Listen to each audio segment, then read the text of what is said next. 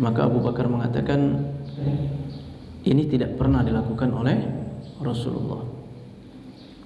Ya Umar, haza bid'ah, katanya. Ini bid'ah. Kenapa bid'ah? Karena tidak pernah dilakukan oleh Rasulullah. Menurut Abu Bakar pertama kali seperti itu.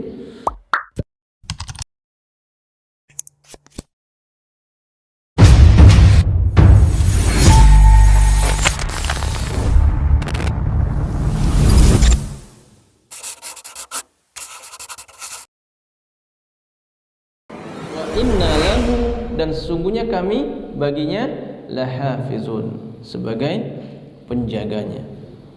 Yang akan menjaganya adalah Allah Subhanahu wa taala. Maka Al-Qur'an ini tetap akan kekal. Ya, dia tidak akan hilang. La yandasir, ya, min wajhil ardi. Dia tidak akan hilang dari muka bumi. Ya, tetap akan ada. Maka upaya-upaya untuk menjaga, ya, keberlangsungan Al-Qur'an itu, ya, Allah Subhanahu wa taala berikan taufik kepada para sahabat tabi'in dan orang-orang terdahulu untuk bagaimana Al-Qur'an ini tetap terjaga. Ya. Maka kita lihat, kalau kita baca sejarah tentang turunnya Al-Qur'an, ya, Allah Subhanahu wa taala, ya, memberikan taufik kepada khalifah siapa? Abu Bakar untuk menerima pendapat Umar. Apa pendapat Umar? Untuk, ya, menyatukan Al-Qur'an, membukukan Al-Qur'an pertama kali, ya. Pembukuan Al-Qur'an pertama kali terjadi pada zaman Khalifah Abu Bakar, ya, atas saran dari Umar. Kenapa? Karena pada waktu itu terjadi peperangan yang sangat dahsyat, ya. Puluhan, ratusan, bahkan ribuan sahabat wafat pada peperangan tersebut. Peperangan apa? Ya, memerangi Musailamah al-Kadzdzab, ya. Ketika memerangi Musailamah al-Kadzdzab ini, maka, ya, banyak sekali yang wafat pada waktu itu, ya. Banyak sekali yang wafat. Maka kemudian ya, Umar bin Khattab ini meminta kepada Abu Bakar, ya, untuk apa? Untuk mengumpulkan Al-Qur'an. Ya, mengumpulkan Al-Qur'an, ya. Karena Al-Qur'an pada waktu itu, ya, ditulis kemudian tersebar, ya, di beberapa orang sahabat, tulisan-tulisan tersebut, ya. Apa yang ditulis itu tersebar di kalangan sahabat.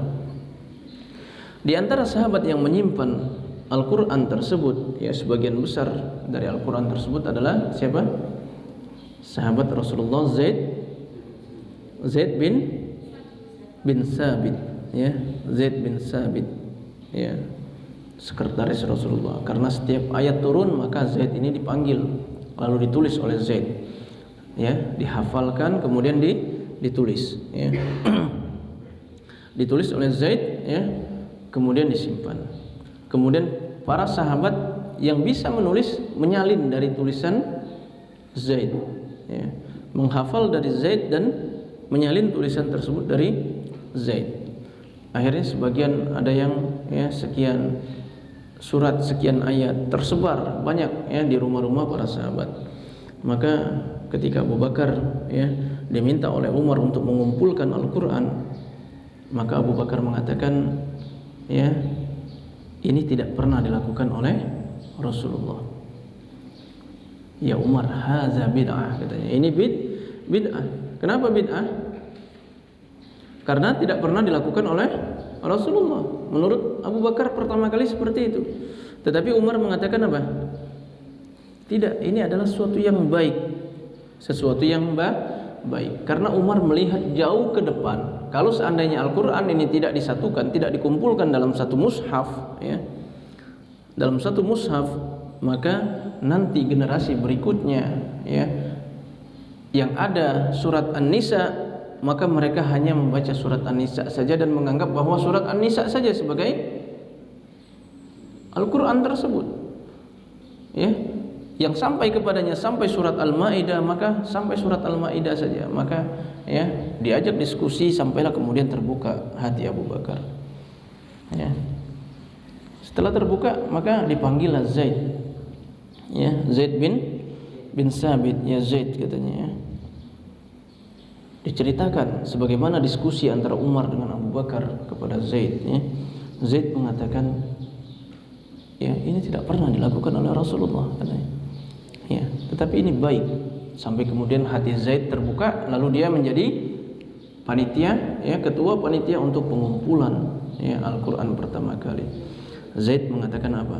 Kalau seandainya aku diminta untuk memindahkan gunung Uhud, maka itu lebih ringan ya bagiku daripada menjadi panitia pengumpulan Al-Quran. Maka diceklah ya, disatukan, dikumpulkan para sahabat untuk pengecekan ya dari ayat pertama sampai dengan ayat terakhir ya, baik dari sisi bacaan dan tulisan ya, dengan beberapa dialek yang ada di ya kaum Quraisy pada waktu itu ya. Maka kemudian ditulis. Ini diantara bagaimana Allah Subhanahu wa taala memberikan taufiknya agar Al-Qur'an ini terjaga ya. Sudah ditulis, sudah dikumpulkan, kemudian mushaf yang dikumpulkan ini ya, mushaf yang dikumpulkan ini diletakkan di rumah Ummul Mukminin siapa? Hafsah ya. Diletakkan di sana. Sampailah kemudian pada zaman Utsman.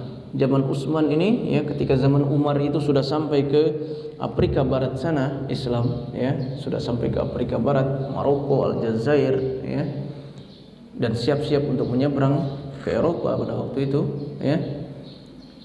Mesir sudah ditaklukkan, kemudian Bizantium ya, yang bagian timur sudah runtuh dikuasai oleh umat Islam ya. Syria atau Syam sudah jatuh kepada umat Islam. Bahkan Umar bin Khattab ya, yang membuka Masjidil Aqsa ya, yang membuka Masjidil Aqsa ya.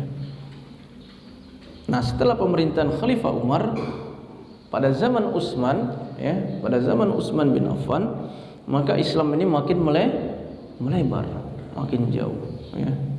Sehingga terjadi perselisihan tentang bacaan ya, tentang penulisan ya. Lalu kemudian pada zaman Utsman itulah ya, sahabat meminta kepada Utsman untuk apa? Menulis ulang Al-Qur'an ya, menulis ulang Al-Qur'an ya. Dan Zaid pada waktu itu masih hidup. Zaid bin Sabit masih hidup, dipanjangkan oleh Allah Subhanahu wa taala umurnya ya. Lalu apa? Ya, diminta untuk kedua kali Zaid untuk menjadi ketua panitia penulisan. Kalau tadi pengumpulan ya, sekarang penulisan ya. Maka kemudian ya ditulis ya pada zaman Utsman sehingga terkenal dengan Rasam Utsmani. Maka nushah yang ditulis tersebut ya, satu dipegang oleh Khalifah Utsman, satu ya disimpan di rumah Hafsah ya. Kemudian yang lainnya diserahkan ya, dikirimkan ke Mesir, Syam, Yaman ya. Kemudian disuruh untuk menyalin dari tulisan tersebut. Ini diantara bentuk bagaimana Allah Subhanahu wa taala menjaga Al-Qur'an. Dan pada zaman Utsman ya, Al-Qur'an itu tanpa titik, tanpa harokat. Tanpa titik, tanpa harokat ya. Maka ya pada masa berikutnya setelah kekhalifahan ya Ali ya, kemudian masa siapa? Ya, Harun ar-Rasyid ya. Kemudian ya ada salah seorang ulama ya. Siapa? Abul Aswad Ad-Duwali ya. Abu Aswad Ad-Duwali yang terkenal ya sebagai peletak tentang ilmu tajwid ya. Maka dia meletakkan titik ya, titik ya, nun titik satu di atas, ba titik satu di bawah, ta titik dua di atas ya iya titik dua di bawah, membedakan ta dengan za, ya, membedakan fa dengan kha, ya, maka diberikan titik untuk memudahkan. Kenapa? Karena Islam sudah melebar, sudah luas, ya, sudah sampai ke Eropa sana. Dan orang-orang tidak berbicara dengan bahasa Arab dan tidak mengenal tulisan Arab. Kalau seandainya tidak ada titik, tidak ada harokat, maka akan menyusahkan untuk membacanya. Ya, maka kemudian ada titiknya. Ya. Dan sebelum itu kemudian, ya, untuk memudahkan menghafal Al-Quran, ya, ada pemerintahan, ya, salah seorang dari, ya, pemimpin dari Bani Umayyah, ya, yaitu Hajjaj bin Yusuf, ya, Hajjaj bin Yusuf, dia yang membunuh, ya, membunuh cucu siapa? Cucu Abu Bakar, ya, anaknya Zubair bin Awam, Hajjaj bin Yusuf, ya. Dia panglima perang, ya, pada pemerintahan Umayyah kalau tidak salah pada waktu itu, ya.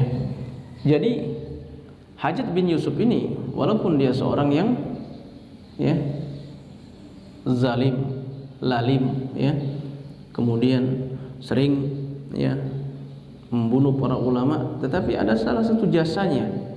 Apa jasanya? Yaitu menetapkan atau membuat penjusan Al-Quran. Ya, Al-Quran ini dibagi per juz itu, ya, dibagi per juz itu oleh Hajjaj bin Yusuf, sehingga memudahkan kita untuk menghafalnya. Maka dikenal kemudian Al-Quran 30 juz, ya. Itu bukan pada zaman Rasulullah, tetapi pada zaman, ya, Hajjaj bin Yusuf, pada zaman tabi'in, ya, pada zaman tabi'in, ya, karena Hajjaj bin Yusuf ini bertemu dengan, ya, beberapa sahabat, dan yang dibunuh juga adalah anak sahabat, anak Zubair, ya, gubernur Madinah. Jadi Hajjaj bin Yusuf, ya. Nah, ini adalah diantara bagaimana cara Allah Subhanahu wa taala menjaga Al-Quran dari, ya, dari kepunahan, ya. Pertama dijaga tulisannya sejak awal, ya, sejak generasi awal Islam, yaitu generasi sahabat, ya, sampai sekarang. Maka sekarang kita lihat, ya, banyak metode untuk menghafal Al-Quran, ya. Kalau kita lihat Al-Quran ini, ya, ada metode hafasan, ya, metode apalagi metode yang lainnya dan lain sebagainya. Itu semua adalah bagaimana cara Allah untuk menjaga Al-Quran. Dan tidak ada kitab-kitab yang seperti ini, ya, tidak ada kitab-kitab yang seperti Al-Quran dibuat metode-metode yang begitu banyak, ratusan bahkan ribuan mungkin, ya, agar Al-Quran itu mudah dihafal, mudah diingat, agar orang bersemangat untuk menghafalnya, ya. Tidak ada, ya. Dan tidak ada yang diperlombakan seperti Al-Quran, ya, baik dari sisi pembacaan, ya, ataupun yang lainnya, ya. Coba tulisan, ya, kaligrafi, ya, tidak ada, ya, perlombaan menulis, ya, selain dari, ya, Al-Quran tadi, ya, lomba menulis kaligrafi. Yang ditulis dalam kaligrafi itu apa? Ayat-ayat Al-Quran ataupun sunnah Rasulullah SAW, ya. Begitu juga dengan hafalan, ya, bacaan, kemudian dari ya, jenis tarannumnya, lagunya, ya, hanya Al-Quran. Dan itu, ya, sebagai cara Allah Subhanahu wa taala menjaga Al-Quran ini tidak punah, tidak hilang, ya. Maka dalam keadaan kita tidak menggunakan akal fikiran saja, ya, Al-Quran ini bisa kita baca dengan, ya, tanpa melihat. Contohnya surat Al-Fatihah, ya. Sambil makan pun kita bisa menghafalnya, membacanya, atau sambil bekerja, ya, membaca surat Al-Fatihah. Kenapa? Karena memang sudah hafal, ya. sudah hafal. Nah, tinggal bagaimana caranya agar surat-surat yang lain itu seperti hafal surat Al-Fatihah, ya. Jadi Al-Qur'an ini dijaga oleh Allah Subhanahu wa taala, dan ini adalah di antara mukjizat Al-Qur'an, ya. Baik. Kita lanjutkan kepada Al-Qur'an, ya, tentang Al-Qur'an, ya. Setelah kita beriman bahwa Allah Subhanahu wa taala menurunkan kitab-kitab, di antara kitab-kitab itu adalah Al-Qur'an, ya, maka bagi kita semua, ya, wajib mengetahui ma'rifatul Qur'an, apa yang dimaksud dengan Al-Qur'an ini, ya.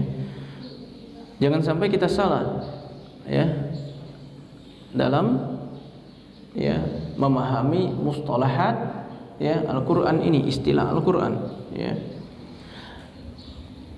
Para ulama katakan bahwa Al-Qur'an ini adalah, ya, kalamullah. Al-Qur'an ini adalah kalamullah, ya. Dia adalah kalamullah. Jadi bukan makhluk, ya. Kalau kalam itu bukan makhluk, ya, bukan ciptaan, ya. Nanti kita jelaskan kenapa ini dinamakan kalamullah, ya. Kemudian al-mu'jiz, ya. Kalamullah al-mu'jiz, ya. Yang melemahkan apa? Yang melemahkan segala tantangan-tantangan tentang Al-Qur'an, ya. Bagaimana orang-orang terdahulu, ya, ditantang oleh Allah Subhanahu wa taala, dia merupakan mukjizat Al-Qur'an ini, ya, merupakan mukjizat, ya. Maka mukjizat itu di antara, ya, di antara kandungannya dia harus at-tahaddi, dia harus menantang, ya. Maka di dalam Al-Qur'an Allah Subhanahu wa taala menantang manusia, ya. Kumpulkan semuanya, ya. Mintalah pertolongan kepada selain Allah Subhanahu wa taala, ya. Fa'tu bi suratim mim misli, datangkanlah, ya, satu surat yang semisal Al-Qur'an, satu surat saja, ya. Fa'tu, ya, bi suratim mim misli wada'u syuhada'akum min dunillah, dan panggillah, ya, penolong-penolong kalian, saksi-saksi kalian selain Allah, ya. Disuruh panggil, ya. Kalau manusia itu mampu, ya, membuat yang serupa dengan Al-Qur'an walaupun satu surat, maka dikatakan mukjiz, ya. Sebagai, ya, dia menantang, kemudian melemahkan yang selainnya, ya. Setelah ditantang ternyata tidak ada, maka menjadi lemah. Oh, benar, Al-Qur'an ini adalah wahyu dari Allah, ya. Al-munazzal ala qalbi Muhammadin sallallahu alaihi wasallam, diturunkan, ya, ke dalam hati Rasulullah sallallahu alaihi wasallam, ya. Maka Allah Subhanahu wa taala, ya, di dalam surat Al-Qiyamah melarang Rasulullah sallallahu alaihi wasallam untuk menggerakkan bibirnya segera mungkin agar dia, ya, bisa segera mungkin menghafalnya, karena Allah Subhanahu wa taala yang memasukkan Al-Qur'an tersebut ke dalam hatinya, ya. La tuharrik lisanaka lita'jal, ya, lita'jala bi, ya. Janganlah engkau gerakkan bibirmu, ya, untuk bersegera mengikuti bacaan Jibril, ya. Untuk apa? Untuk buru-buru menghafalnya, ya. Ya. Allah Subhanahu wa taala yang memasukkannya. Al-munazzal ala qalbi Muhammadin sallallahu alaihi wasallam, ya. Al-manqul ilaina bit-tawatur, ya. Al-manqul ilaina bit-tawatur, ya. Sampai kepada kita itu dengan cara mutawatir. Al-Qur'an ini mutawatir, ya. Apa yang dimaksud dengan mutawatir, ya? Dalam ilmu hadis, mutawatir itu dalam setiap tingkatan periwayatan, ya, itu paling sedikit adalah diriwayatkan pada setiap tabaqah itu 10 orang. Tabaqah sahabat itu 10 orang, ya. Kemudian dari 10 orang ini nanti akan keluar, ya, tabaqah tabi'in menjadi 100 orang. Karena dari 10 orang ini, ya, akan melahirkan 10 orang berikutnya. jadi 100. Dari 100 tabaqat tabi'in ini akan menjadi berapa? 1000, ya, 1000. Ya, dari 1000 nanti akan lahir. Jadi seperti itulah. Setiap tabaqah itu, ya, minimal diriwayatkan 10 orang sahabat, 10 orang sahabat yang meriwayatkan.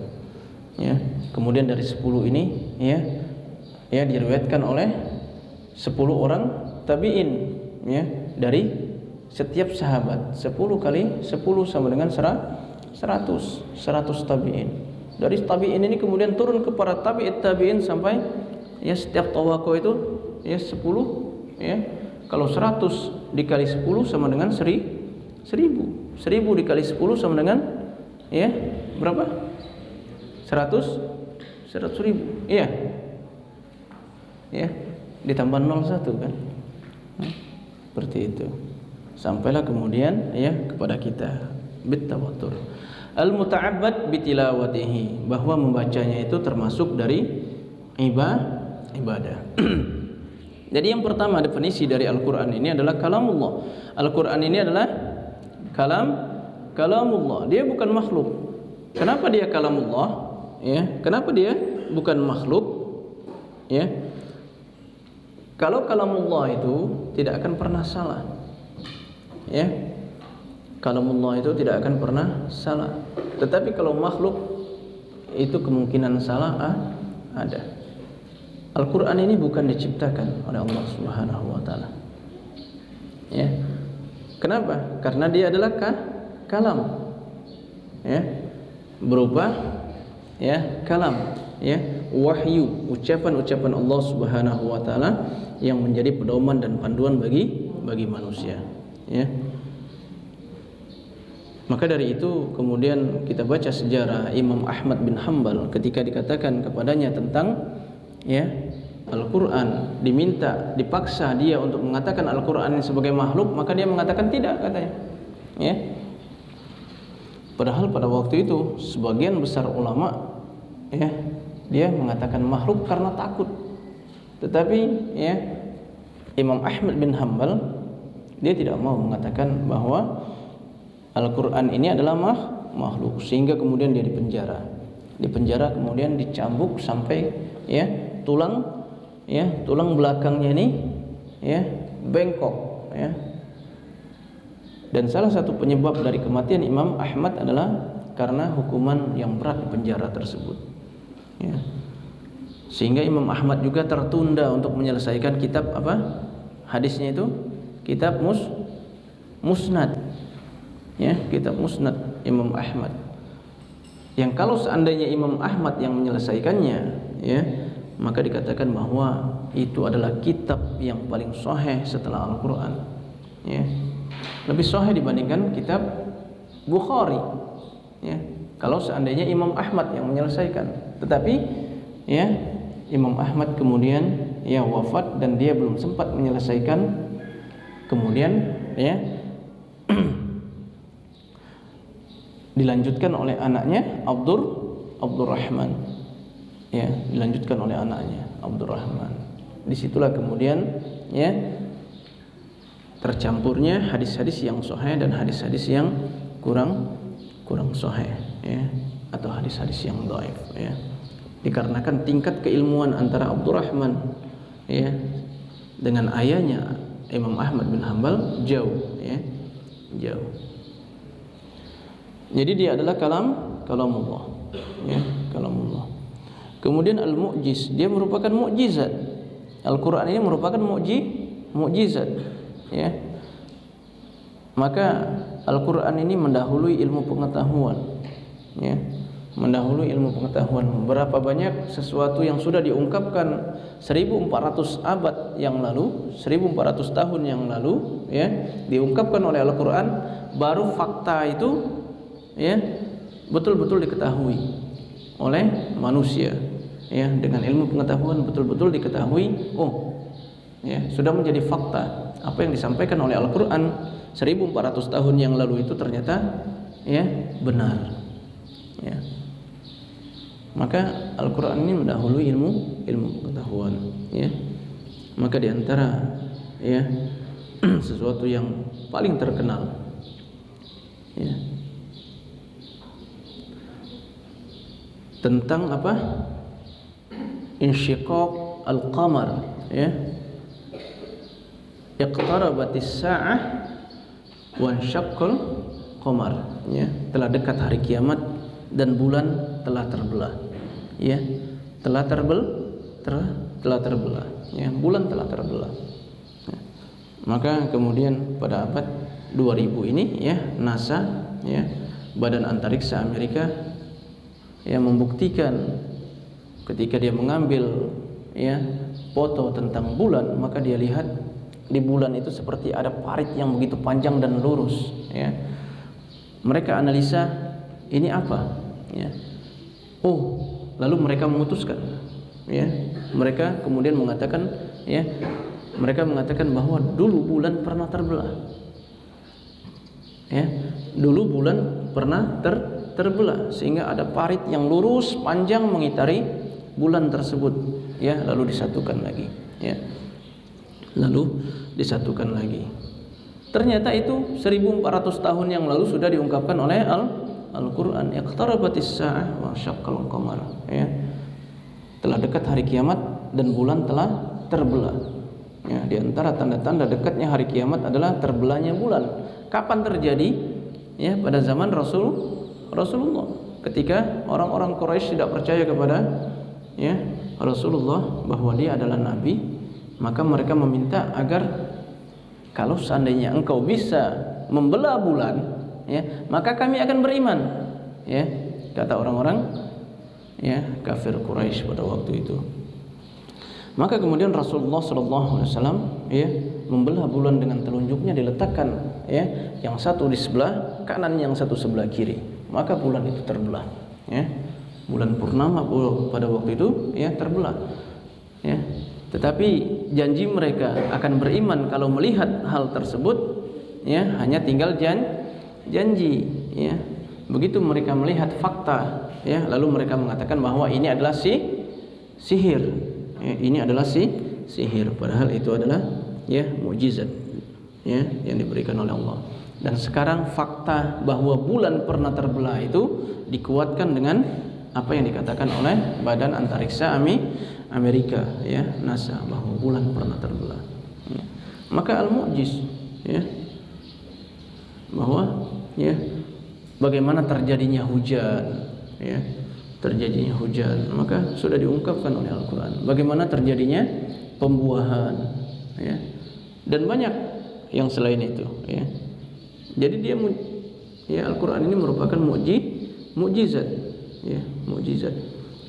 Dan sampai sekarang ini tidak ada satu orang pun, ya, yang dapat membuat yang semisal dengan Al-Quran, walaupun satu surat, ya.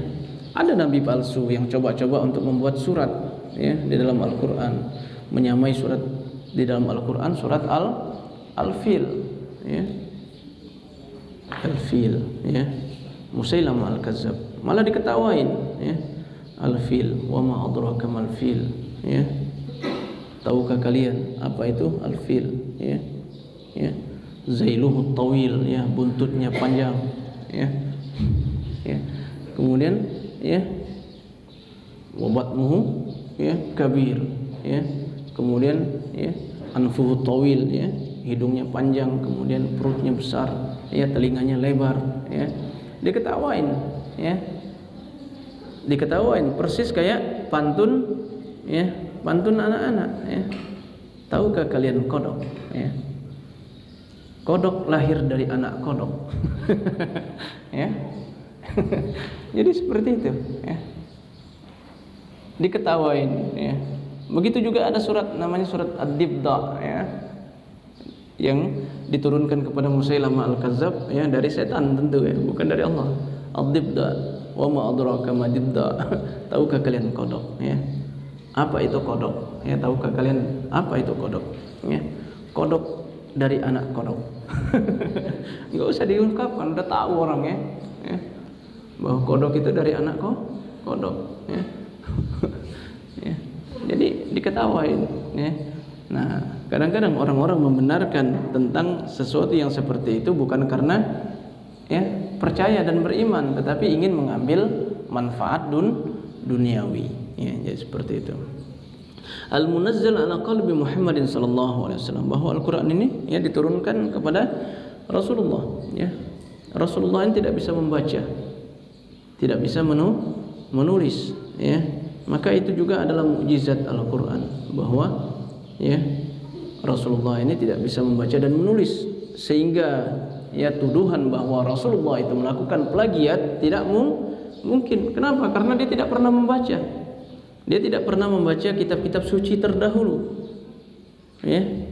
Begitu juga dia tidak bisa menulis. Yang menulis adalah sahabat-sahabatnya, didiktekan. Maka itu termasuk mukjizat. Diturunkan kepada Rasulullah sallallahu alaihi wasallam, bahwa ketika Rasulullah didatangi oleh Jibril alaihissalam ketika pertama kali, maka yang diucapkan oleh Jibril apa? Iqra, bacalah. Maka jawaban Rasulullah apa?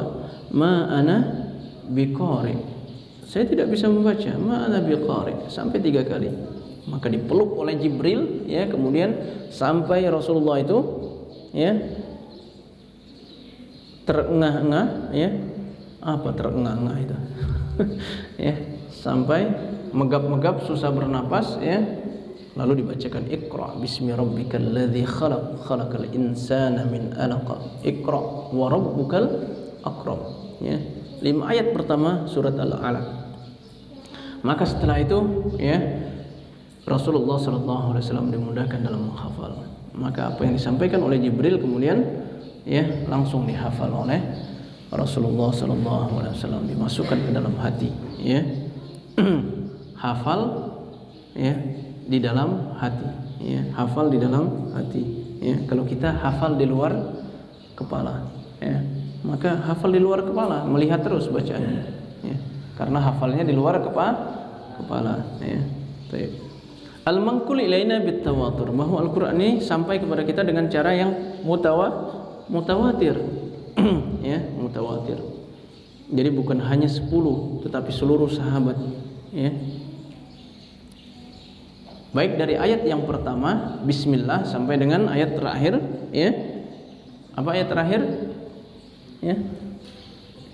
Minal jinnati wan nas, surat An-Nas, dari Al-Fatihah sampai ayat yang terakhir, seperti itu. Al-manqul ilaina bil tawatur, al-muta'abbad bi tilawatihi, bahwa Al-Qur'an ini muta'abbad, masuk dalam kategori ibadah dengan cara membacanya. Membacanya adalah ibadah, membacanya adalah ibadah. Maka satu huruf dibalas oleh Allah Subhanahu wa taala dengan apa? 10 kebaikan. Satu huruf dibalas dengan 10 kebaikan. Dan tidaklah aku katakan alif lam mim harf, satu huruf kata Rasulullah, tetapi itu adalah tiga huruf. Maka ketika kita membaca Al-Quran, satu huruf ini dibalas dengan berapa? 10 kebaikan. Maka kalau kita ulang-ulang dalam satu halaman, satu halaman atau satu ayat itu kita ulang berapa? 20 kali kita coret misalnya, 20 kali satu ayat tersebut. Satu ayat tersebut ternyata terdiri dari 40 huruf, 40 kali 20, 40 kali 20 sudah berapa? 800, 40 kali 20 800, 800 baru satu ayat. Kalau kita ulang-ulang berkali-kali lagi, sudah berapa pahala yang disiapkan oleh Allah Subhanahu wa taala kepada kita. Maka bagi kita yang